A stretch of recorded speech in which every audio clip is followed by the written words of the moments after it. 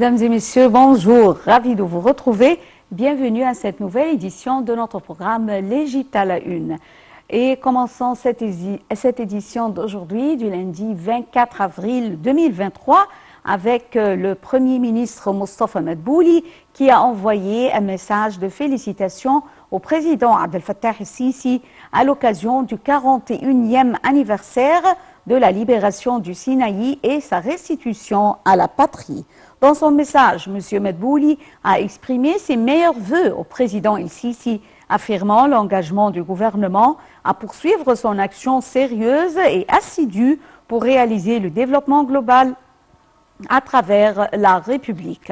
Le commandant général des forces armées et ministre de la Défense et de la production militaire, le général Mohamed Zaki, a lui aussi envoyé un message de félicitations au président Abdel Fattah el-Sisi à l'occasion du 41e anniversaire de la libération du Sinaï. Le président du Conseil des députés, le conseiller Hanafi Gebeli, a également envoyé un message de félicitations au président el-Sisi à cette occasion glorieuse. Le président du Sénat, le conseiller Abdelwaheb Abdelrazik, a également envoyé un message de vœux au président Abdel Fattah el-Sisi.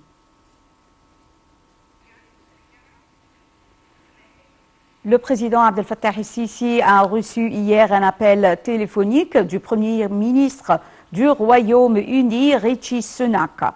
Le porte-parole de la présidence, Ahmed Fahmy, a déclaré que l'entretien avait porté sur l'évolution de la crise soudanaise et la coordination des efforts des deux pays pour aider à parvenir à un règlement.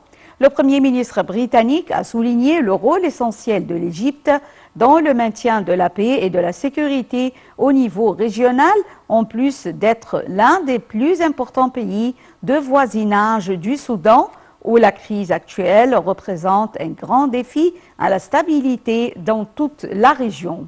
Le président el-Sisi et son interlocuteur ont examiné leurs profondes préoccupations face à l'escalade de la violence et des combats au Soudan, ce qui expose les civils à des risques importants et croissants.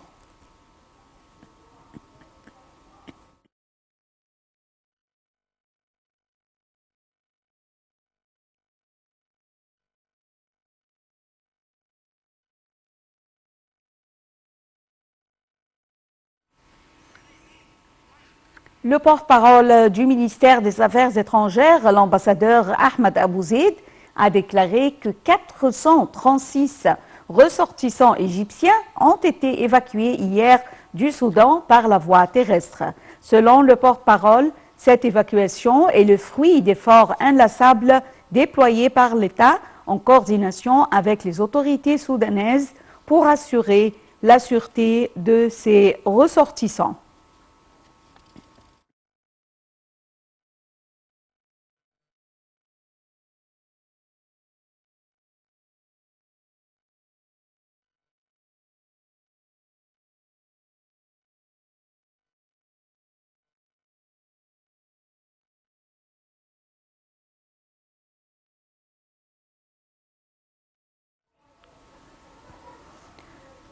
Le ministère égyptien des Affaires étrangères a confirmé samedi dans un communiqué qu'il coordonnait et suivait 24 heures sur 24 heures avec toutes les agences étatiques concernées, les autorités soudanaises, l'ambassade égyptienne à Khartoum et les consulats égyptiens à Port-Soudan et Wadi Halfa, les consultations de la communauté égyptienne au Soudan.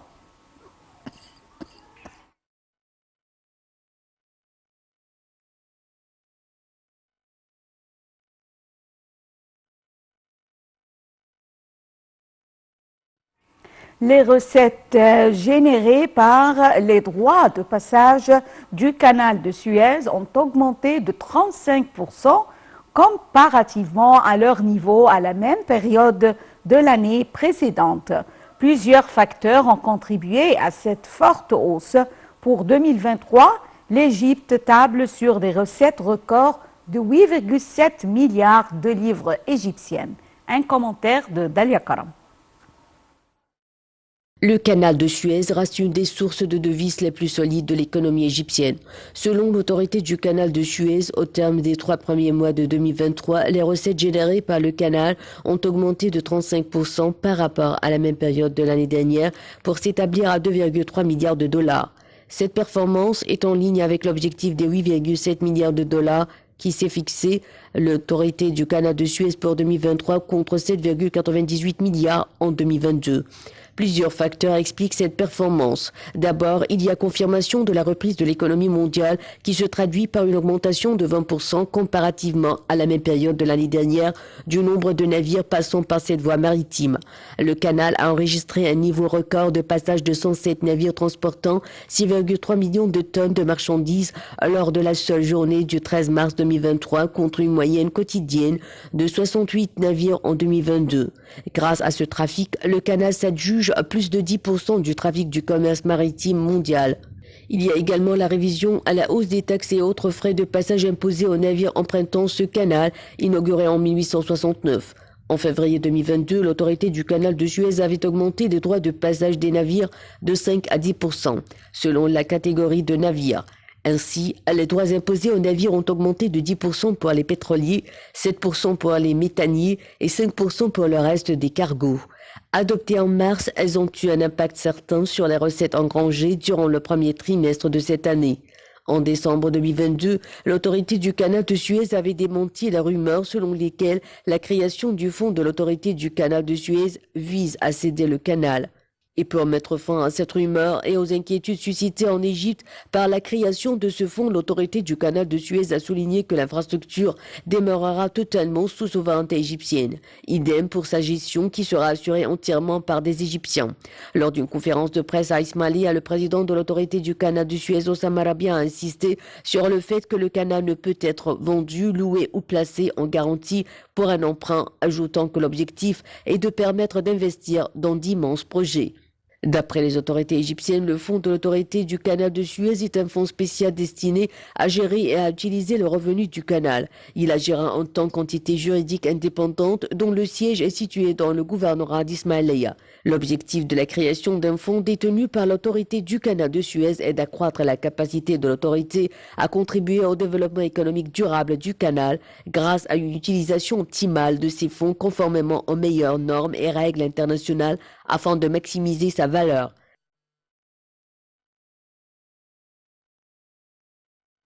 En Égypte, le secteur minier est donné par l'exploitation du métal jaune, plus grande mine d'or du pays.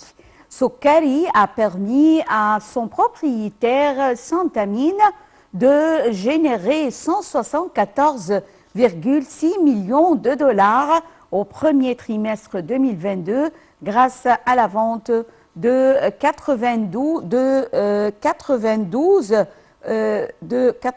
9 559 onces. Voyons ensemble. En Égypte, la mine d'or Sokari a livré 105 875 onces au premier trimestre 2023, en hausse de 14,4% en glissement annuel. C'est l'annonce faite le 20 avril par son propriétaire Santamine, qui précise que ses revenus ont en conséquence progressé de 18% par rapport à la même période en 2022, pour atteindre 205 millions de dollars. En dehors de l'augmentation de 16% des quantités d'or vendues, Santamine a également pu compter sur un prix de l'or plus élevé, soit 1902 dollars l'once contre 1883 dollars l'once au premier trimestre 2022. La compagnie minière reste par ailleurs en bonne voie pour atteindre son objectif de production annuelle de 450 à 480 000 onces en 2023. Le PDG Martin Organ a commenté que leurs opérations minières continuaient de bénéficier à la fois d'une flexibilité accrue dans la mine à ciel ouvert grâce à l'accélération de la stratégie d'extraction des déchets et au gain de productivité opérationnelle et d'une amélioration de la productivité et des performances de la mine souterraine. Jeudi 19 janvier, Santamine avait publié ses résultats opérationnels et financiers pour 2022 et ses prévisions pour 2023. Sa production d'or à Sokari, la seule mine d'or industrielle en activité en Égypte, a atteint 440 974 onces, en hausse de 6% en glissement annuel et conforme aux objectifs de la compagnie minière britannique. Selon Martin Horgan, PDG de la compagnie, la performance du quatrième trimestre de 109 564 onces a représenté une conclusion réussie de l'année. Son équipe d'exploitation a atteint les objectifs fixés pour 2022 en termes d'onces et de coûts à Sokari malgré l'impact des pressions inflationnistes de l'industrie. Cette performance avait eu un impact positif sur les revenus qui ont également augmenté de 8% par rapport à 2021 pour s'établir à 788,4 millions de dollars, alors que le prix moyen de l'once vendu est resté stable à 1794 dollars l'once contre 1797 dollars l'once en 2021. La quantité vendue est en effet passée de 407 252 onces à 438 638 onces. Pour l'année 2023, Santamine vise une production d'or située entre 450 000 et 480 000 onces d'or. La mobilisation des fonds privés pour financer une croissance verte et durable en Afrique sera au cœur des assemblées annuelles de la BAD, Banque africaine de développement, prévues du 22 au 26 mai à Sharm el-Sheikh. C'est ce qu'a indiqué jeudi le secrétaire général de la banque, Vincent Nemechiel. Un commentaire de Dalia Karam. La 58e assemblée annuelle du Conseil de gouverneurs du groupe de la Banque africaine de développement et la 49e assemblée annuelle du Fonds africain de développement se tiendront à Sharm el-Sheikh en Égypte du 22 au 26 mai 2023 sous le thème « Mobiliser les financements du secteur privé en faveur du climat et de la croissance verte en Afrique ». C'est ce qu'a indiqué jeudi le secrétaire général de la banque, Vincent Nemechiel, lors d'une visioconférence organisée à Abidjan et animée conjointement par des vice-présidents de la BAD. Il a soutenu que la rencontre sera ainsi l'occasion pour discuter des stratégies les plus efficaces pour mobiliser davantage de fonds privés pour financer l'économie verte dans les pays africains, et notamment les ressources nationales provenant des pays africains eux-mêmes. M. Nemechiel a souligné que le déficit de financement climatique en Afrique pouvait atteindre 127 milliards de dollars, voire 150 milliards de dollars par an d'ici à 2030. Et surtout avec une promesse non tenue des pays développés de mobiliser 100 milliards de dollars de financement climatique au profit de l'Afrique. Des sources de financement alternatives sont indispensables pour réussir la transition économique et la croissance verte dans le continent. Ensuite, il faut s'assurer que ces ressources soient bien utilisées, a appuyé M. Nemechiel.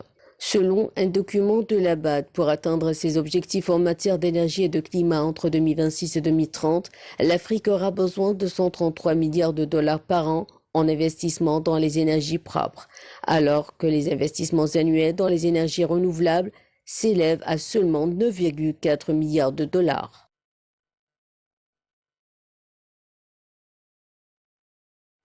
La course de chameaux qui se déroule chaque année dans le désert du nord du Sinaï en Égypte est prévue les 26 et 27 avril courants. Elle est considérée comme l'une des plus anciennes courses de chameaux au monde.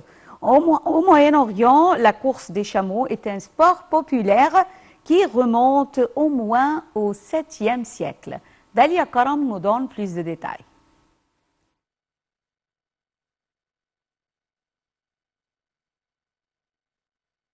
De 28 km, elle est considérée comme l'une des plus anciennes courses de chameaux au monde.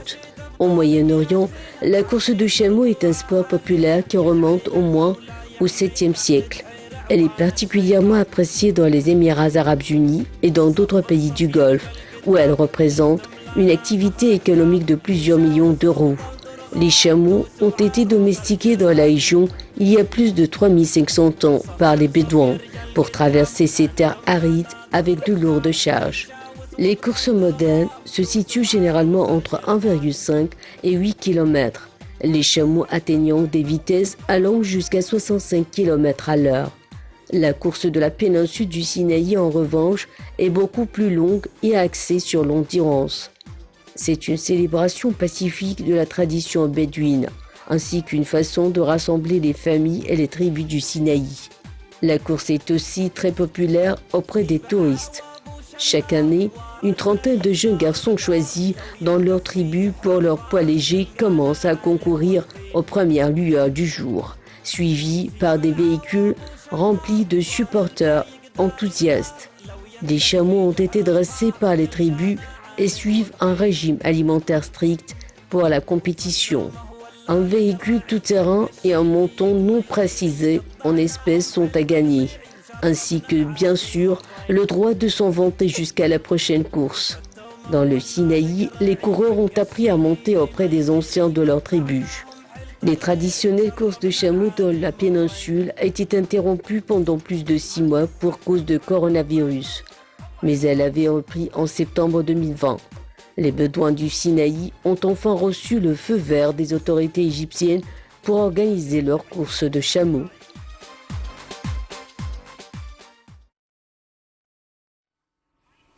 Le village de Saïd el-Mankadi est connu pour son industrie autour du coquillage dont les produits ornent les boutiques de bazar de Khain el-Khalili au Caire, dans la capitale bien sûr égyptienne. Voyons ensemble. Ces petits éclats de coquillage seront bientôt transformés en œuvres d'art. Le village de Saïd el-Mankadi est connu pour son industrie autour du coquillage, dont les produits ornent les boutiques du bazar de Khain el-Khalili au Caire, la capitale égyptienne. Cet atelier fait partie des 40 du village qui se battent pour conserver cet artisanat traditionnel millénaire. Pour donner forme à ses œuvres, Karim Saïd place ses petites pièces à l'aide d'un outil en bois, les unes à côté des autres. Il explique qu'il faut être patient pour pouvoir créer le dessin. Un dessin peut prendre 1 heure, alors qu'un autre peut prendre 1 jour ou même 1 mois. Les compétences en matière de découpe, de conception et de fabrication des produits en coquillage sont transmises dans ce village de génération en génération. Les coquillages proviennent du monde entier, notamment d'Australie, d'Oman et parfois du Japon. Le bois, lui, est trouvé localement. Ahmad Ali est spécialisé dans la découpe des coquillages qui seront ensuite utilisés dans la confection de divers objets. Il souligne qu'il est expert sur cette machine, qu'il découpe les coquillages pour les ouvriers dans toutes les tailles et formes dont ils avaient besoin. Depuis le Covid-19, les artisans sont privés des touristes. Ils doivent aussi faire face au coût élevé des matières premières. Plusieurs sollicitent l'aide des autorités pour sauvegarder cet art égyptien. Saïd Ammar travaille dans le secteur depuis 1976.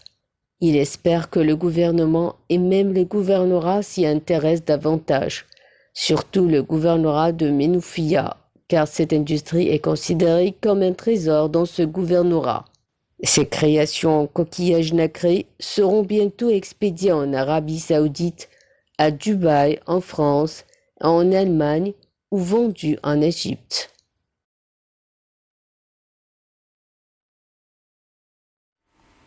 Dans la ville canal de Port Fouad, au nord-est de l'Égypte, les cristaux de sel provenant de l'évaporation de l'eau de mer sont collectés, traités et purifiés pour un usage domestique et les lieux de stockage du précieux condiment sont traditionnellement mis à profit par la population locale pour s'amuser à dévaler les collines de sel.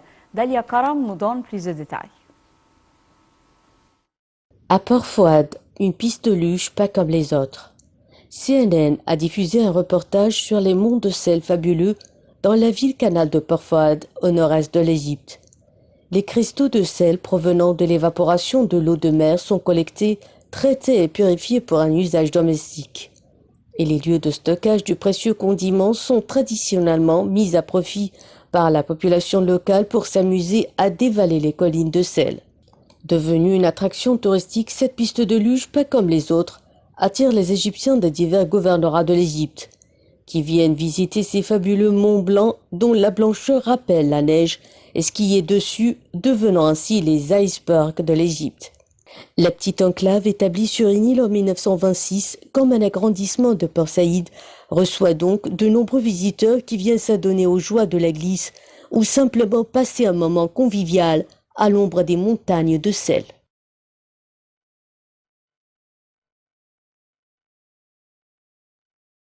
Territoire aux mille facettes, l'Égypte abrite sur ses terres un passé pharaonique millénaire, des stations balnéaires, mais aussi d'autres paysages naturels et époustouflants. Parmi ces derniers, les lacs dont on parle peu valent le détour et dévoilent une autre facette du pays. Alors, zoom sur les plus beaux lacs d'Égypte.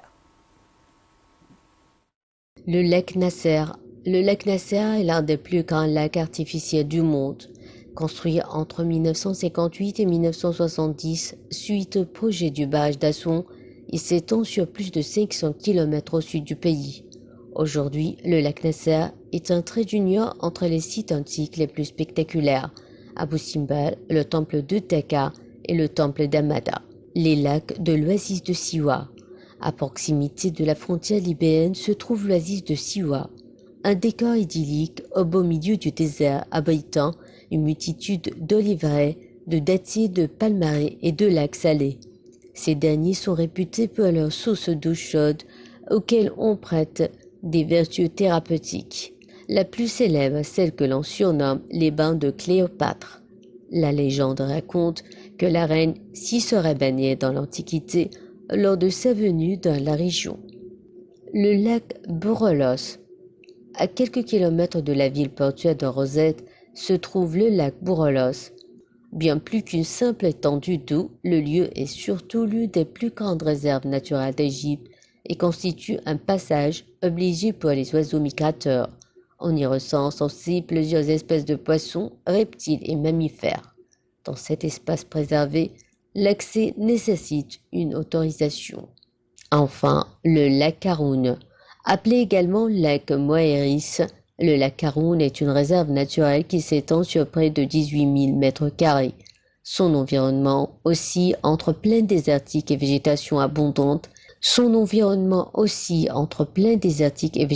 abondante. Accueillant une variété d'oiseaux migrateurs en hiver. Ces eaux, quant à elles, accueillent plusieurs espèces de poissons et petits crustacés.